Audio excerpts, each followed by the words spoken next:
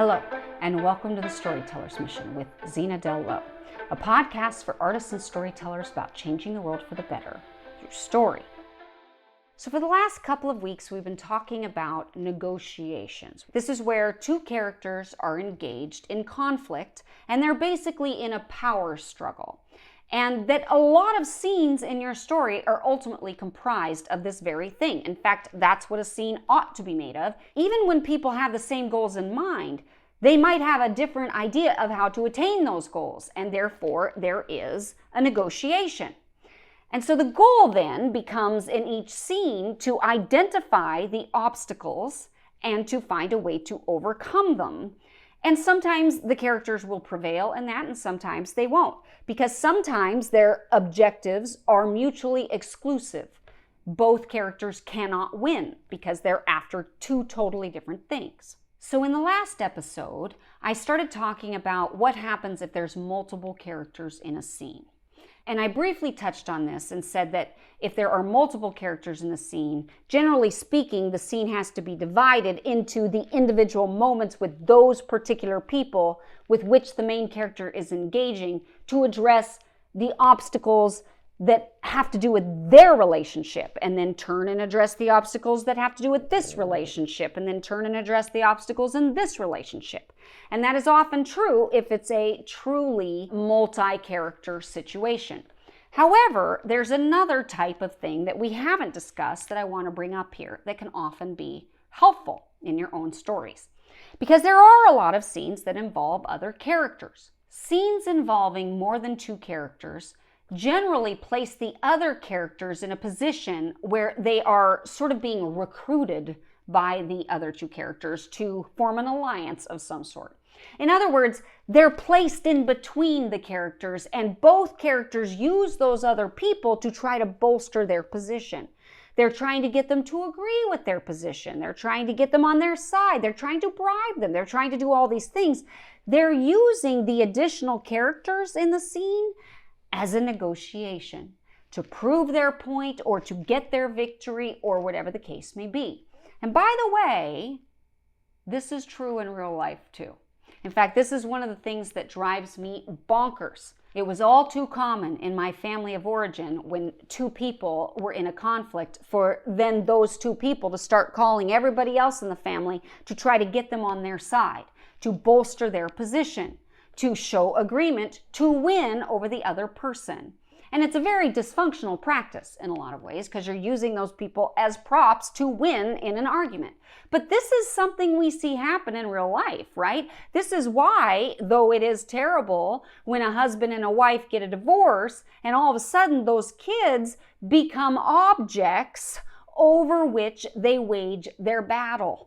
And so instead of looking at the welfare of the kids and what's best for the actual kids, they are simply used by the parents to try to beat the other. Instead of doing what's best for the kids, people start behaving in ways that allows the kids to be an object that helps them to look good or to win or to beat or defeat, prevail against the other person.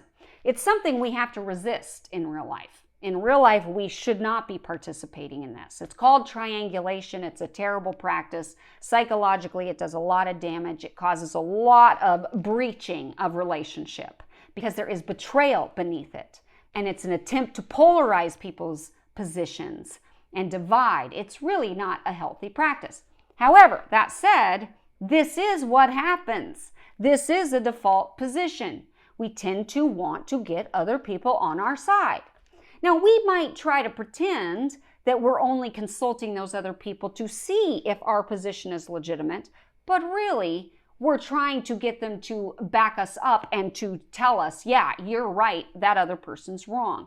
It's a dysfunctional practice that anybody who grew up in a dysfunctional home has engaged in. So we have to resist the temptation to follow that practice. However, in story world, this is just what happens. Anytime you have multiple characters like that, the two primary characters ultimately engage in a competition to try to win the other people to their side so that they can prevail against the other. Let me give some examples. Let's say it's a family movie and you've got a mom and a dad and kids, and all of a sudden what happens? Mom, he hit me. Well, she bit me. No, I didn't. Da da da da da. And now what are the kids doing? They're engaged in conflict, but why did they bring mom into it? Well, they brought mom into it for this very reason. They're trying to get mom to agree or to cooperate or to come in and be the strong hand. Whoever brings mom into it is bringing mom into it in the hopes that mom is going to help them prevail over the other person. They're going to get their way. But this is true in stories where it's all about adults. What would happen in the TV series Friends, right? In Friends, you would have a situation where if there was conflict between the two characters, they were going to the other characters to try to get them on their side. This actually happens in real life.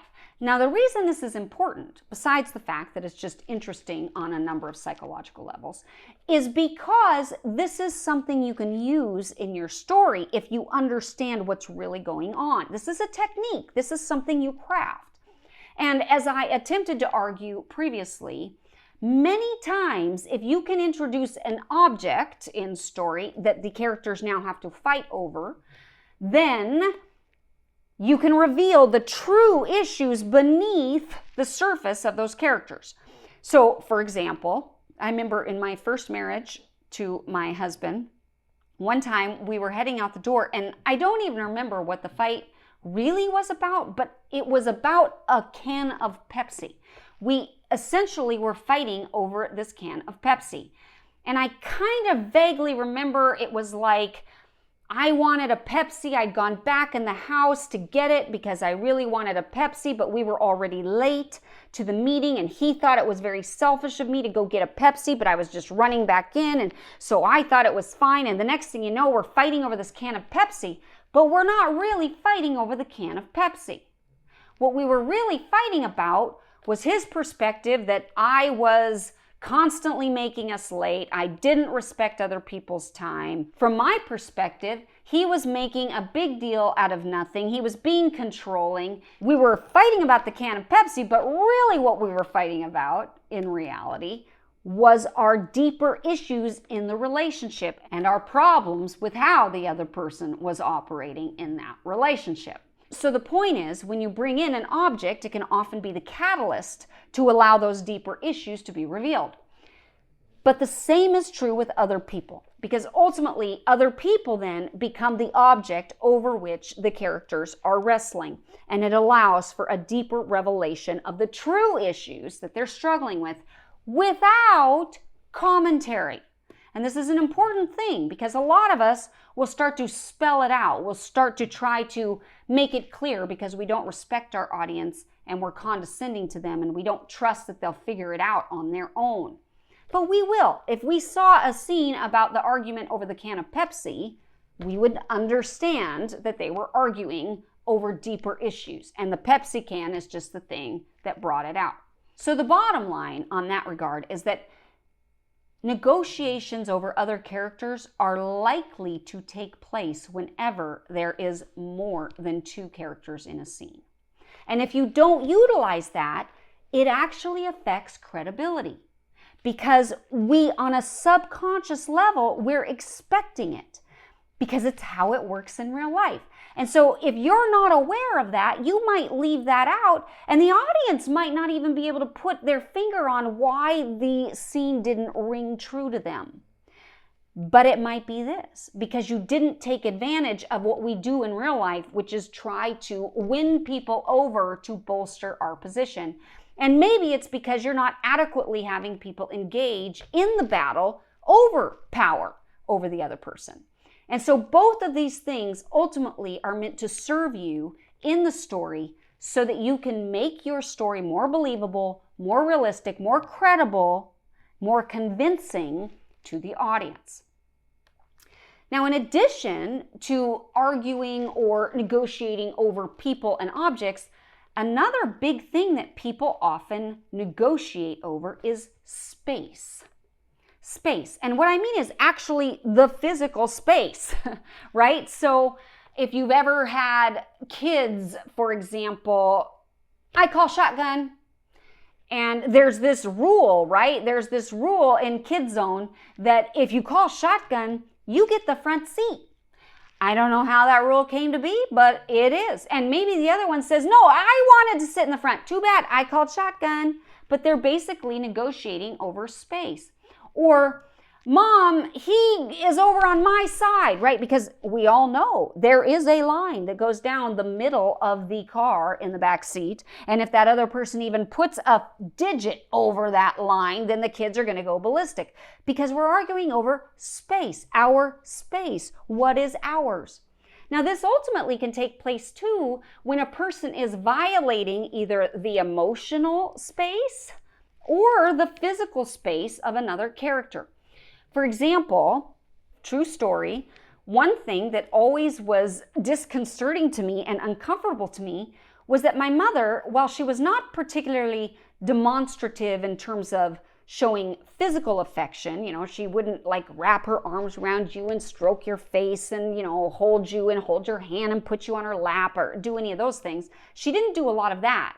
But what she did was, if you were standing there, she would come up into your space and she would get super close and she'd kind of look at you and evaluate you. But from this very, very close, my goodness, it was like, you're in my space.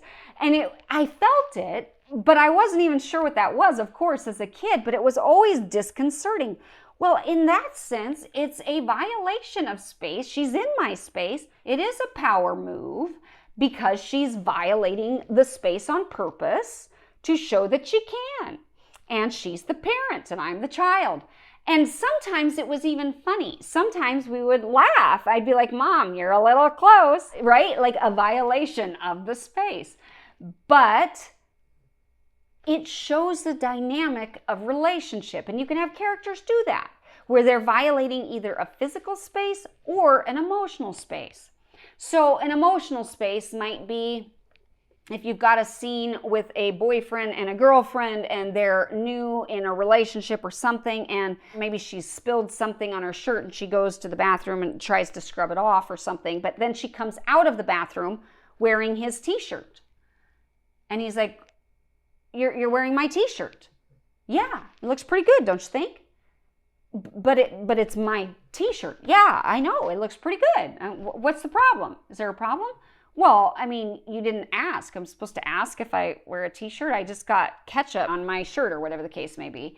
And I know, but it's just, I had it there for a reason. I was going to wear that tomorrow. I was using the shower to try to get it, and now you're wearing it. And now they're negotiating over this object, but it's also an invasion of emotional space, right? It's really an argument over their relationship and how close they're getting and how comfortable they are. Now, the kiss of death would be for the writer of a scene like that to start throwing in words like territorial or trying to have dominion over a space or fear of commitment even. You don't want to call attention to those things. The minute you call attention to that, it actually diminishes your brilliance because you've constructed a scene where there can be a negotiation that reveals the internal issues of the characters. So you don't want to call attention to it. You want to let the audience figure it out.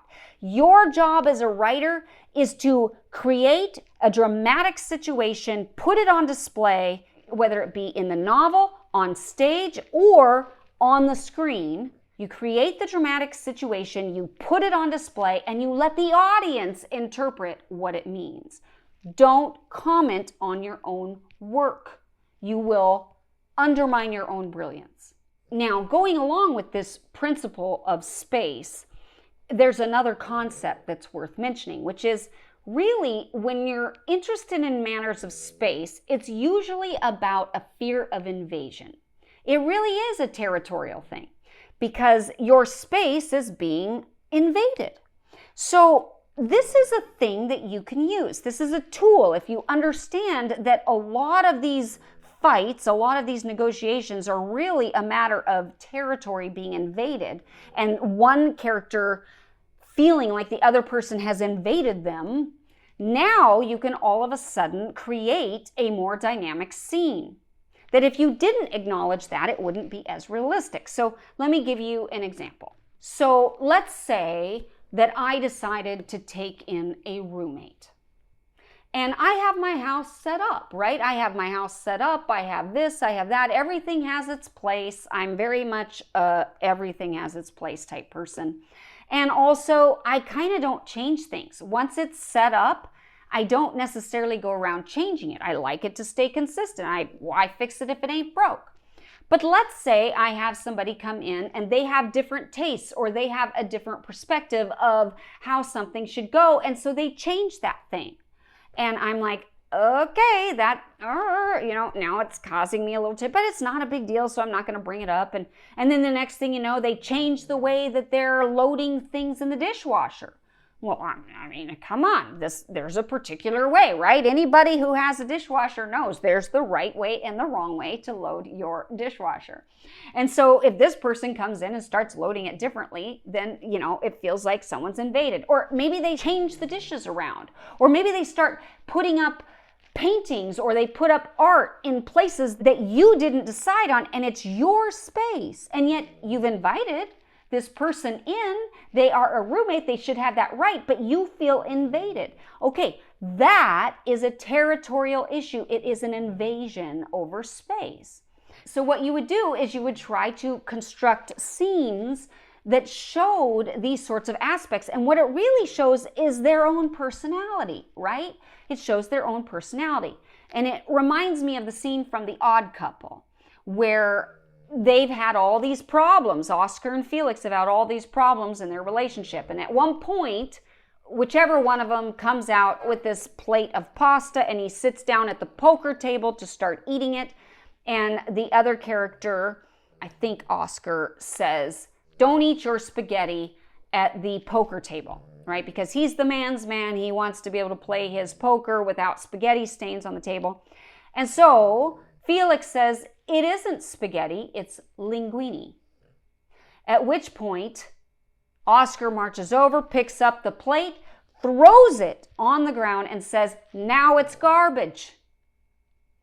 And then, as this scene continues to escalate, Felix says, clean it up, and Oscar says, no, I won't. And it's basically, it culminates from there, and they fight to the point that their relationship finally ends. Even though there's an object over which they're fighting, there is also the invasion of the poker table that sort of instigates it. Had Felix sat somewhere else, Oscar might not have taken issue over the pasta, even though it was causing the whole apartment to smell. It's that Felix chose to sit at his poker table, and that's his, and it's a violation of his space. And this is where the issues then can come up. This brings up one more principle for today, which is that when you have these negotiations, it brings up the true stuff that we're liable to blurt out or that we're really, really struggling with. It allows it to come out in a more organic way. And then you're not basing it so much on dialogue and on language. And this is a mistake that a lot of writers make, is they actually try to construct scenes through dialogue that allow this stuff to come out, and that's okay. But really, if you put in a negotiation over space or over objects or over people, it'll get to the issue much faster, and it will feel a lot more organic because it's so much closer to the way we work in real life. So these are things that can help our scenes come alive and help our entire stories come alive, and we can get to the true issues that audiences are really interested in. Anyway, I hope that this is as interesting to you as it is to me. I love this kind of thing. These are tools, basically, tools that we're using to bring our stories to life and to allow the conflict to feel more organic, more natural to the story, more believable, to add credibility, and to mirror that which is real life. And that is when two people are engaged in power struggles, whether it be over other people, objects, or space. If you're enjoying this podcast, please do consider sharing it with another writer that might benefit from the principles we discuss. And of course, if you are watching it on YouTube, subscribe and rate the show. We need all that. That helps with the algorithm. And of course, if you're listening to the podcast on Apple Podcasts or any other venue, please do rate the show. Please do that favor for us. It will really help us. Okay. In the meantime, Lulu is clearly in rare form today, and so I think it's time for us to sign off. So I want to thank you so much for joining us on the Storyteller's Mission. May you go forth inspired to change the world for the better through story.